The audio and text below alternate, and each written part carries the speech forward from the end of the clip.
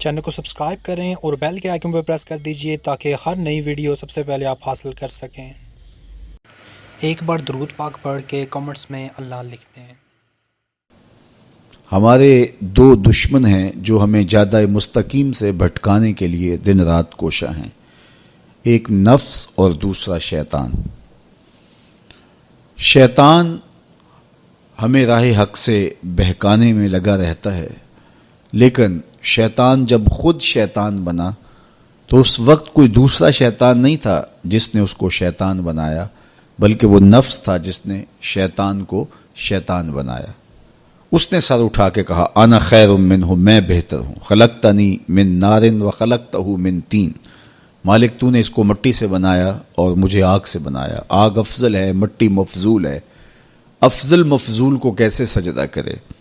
تو میں تو سجدہ نہیں کرتا۔ باقاعدہ ایک دلیل لے کے نفس کھڑا ہو گیا، اس نے ایک حجت تراش لی اور کہا کہ نہیں، میں اس تیرے شاہکار کو سجدہ نہیں کروں گا، جبکہ حکم اس کا تھا جو اس شاہکار کو بنانے والا تھا، حکم اس کا تھا جس نے اس کے وجود کو پیدا کیا تھا، لیکن اس دلیل پر اس کے نفس کو تسکین پہنچی اور اس نے کہا کہ میں بہتر ہوں اور میں اس کو سجدہ نہیں کروں گا۔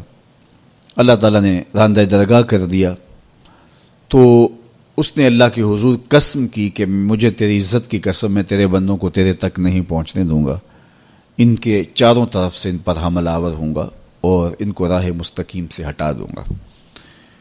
تو نفس وہ بڑا دشمن ہے جو شیطان کو شیطان بنانے والا ہے۔ اب ہمارے یہ دو دشمن مستقل ہمارے ساتھ جڑے ہوئے ہیں اور ہمیں جادہ حق سے، راہ مستقیم سے ہٹانے کے لیے کوشاں رہتے ہیں۔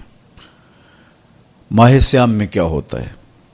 جس طرح کہ آپ نے ابھی حضور علیہ السلام کی مبارک حدیث کا مفہوم سنا کہ جب ماہ صیام آتا ہے تو جنت کے دروازے کھول دیے جاتے ہیں، جہنم کے در بند کر دیے جاتے ہیں اور شیاطین جکڑ دیے جاتے ہیں، وسلسلۃ الشیاطین، تو شیاطین جکڑ دیے جاتے ہیں۔ تو ہمارے دو دشمن تھے، نفس اور شیطان، شیاطین جکڑ دیے گئے۔ اب ہمارا دشمن نفس موجود ہے۔ نیکی کا جو ماحول پیدا ہوا، آپ نے دیکھا کہ عام نمازوں کے اندر بھی جو لوگ شامل نہیں ہوتے تھے صلاۃ و تراویح میں کھڑے دکھائی دیے، اور ابھی نماز فجر کے اندر جو ہجوم عاشقاں آپ کو دکھائی دے گا، دل باغ باغ ہو جائے گا۔ اس طرح پانچوں نمازوں میں نیکی کا ماحول پیدا ہو جانا، صدقہ و خیرات کا ماحول پیدا ہو جانا، طبیعتوں میں رفق اور نرمی کا آ جانا، اور بہت ساری چیزیں ہیں جو ماہ صیام کی برکت سے ہمارے اندر پیدا ہوتی ہیں۔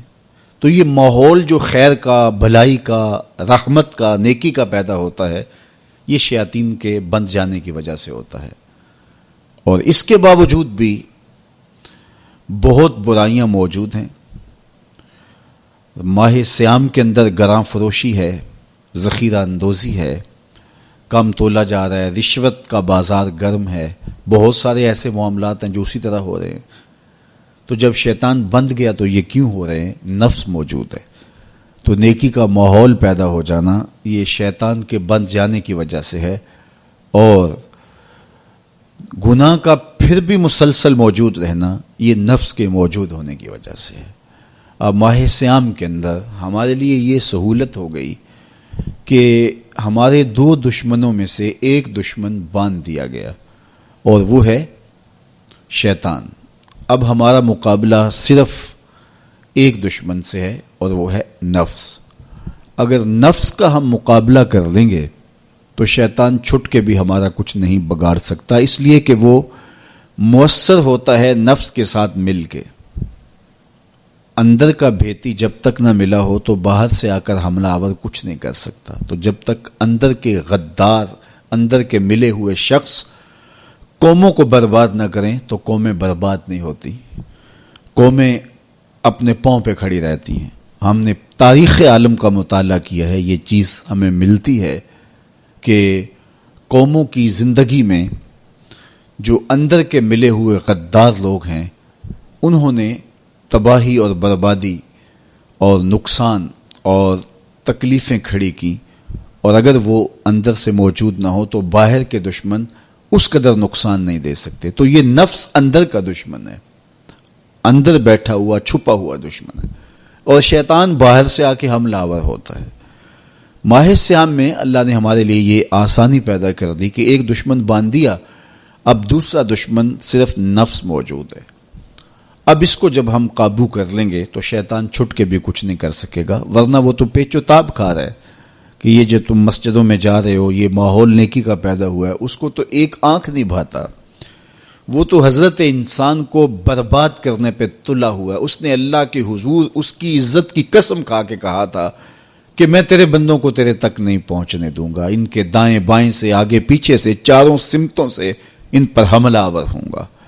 بلکہ فرمایا کہ اگر اللہ نے انسانوں کے لیے محافظ فرشتے مقرر نہ کیے ہوں تو شیاطین انسانوں کو مار ڈالے. ابن آدم کا اتنا دشمن ہے, وہ کہتا ہے کہ جنت سے میں نکالا ہی آدم علیہ السلام کی وجہ سے گیا ہوں, اور اب میں اولاد آدم کو چین سے نہیں بیٹھنے دوں گا, اور ان کو میں دوبارہ جنت میں نہیں جانے دوں گا. ایسے اسباب پیدا کروں گا کہ یہ جہنم کا ایندھن بنے, اور یہ دن رات کوشاں ہے. اور شیطان کے مکر و فریب اور اس کے دجل و تلبیسات